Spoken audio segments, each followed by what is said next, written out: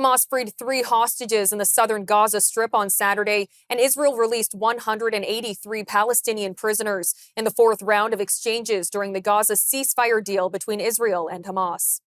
The 6-week Phase 1 truce calls for the release of 33 hostages and nearly 2,000 prisoners, as well as the return of Palestinians to northern Gaza and an increase in humanitarian aid to the devastated territory. Israel and Hamas are set to begin negotiating a second phase of the ceasefire this week, which calls for releasing the remaining hostages and extending the truce indefinitely. Former Israeli member of parliament Shirly Pinto spoke to us through an interpreter on the developments over the weekend.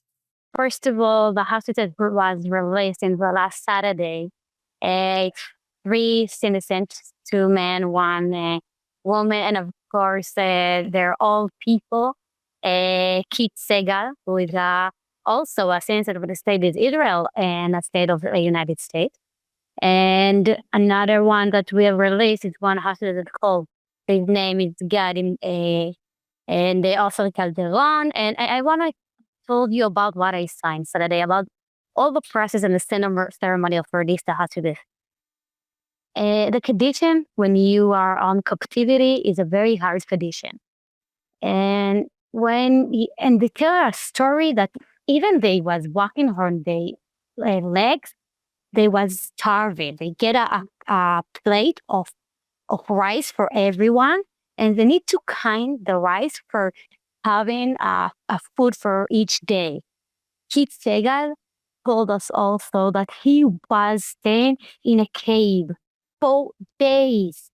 That nobody take him out for there, like animal, like a zoo, like animal. It's pretty a very small cave underground. It's crazy to think about this condition.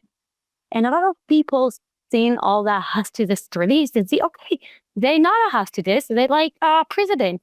No, they are hostages, a innocent hostage that's kidnapped from the bed in October 7, 2023. Simple innocent like me, like you, like anyone else, that a terrorist group organization enter to the house to their country and kidnap them. They are terrorism. They murder people. They slaughter. They rape. They have blood in their hand, and it's very important to see the difference. Hamas, it's a very smart terrorist organization. They know that they need to release the hostages soon, so they make the condition in the day before a little bit better. I take care a little bit about them. They give them more food. They give them to change clothes, to take in a shower, because they know the whole world will watch them, and they want to see that they keep about all the hostages and take care for them. But actually, that was not did it. It's they kidnap a 8 years person. 8 years, it's crazy. It can be my grandfather. There is a baby that kidnapped 9 months. He was 9 months old and still in captivity. We also asked Ms. Pinto for more on the Palestinians released from Israeli prisons. In the last Saturday, it's a very heavy, we can say, very hard terrorism that we released. And each hostage still that we take our hostages back home, we needed to give them back their terrorists who killed people. And the last Saturday, we released 183 presidents, terrorism people. But I can tell you, and I really want to make it clear, that all these presidents are murderers. One of them, his name is Faria Zaidi. I don't know if you know the name Faria Zaidi. It's a very dangerous terrorist person that we had to release for this deal.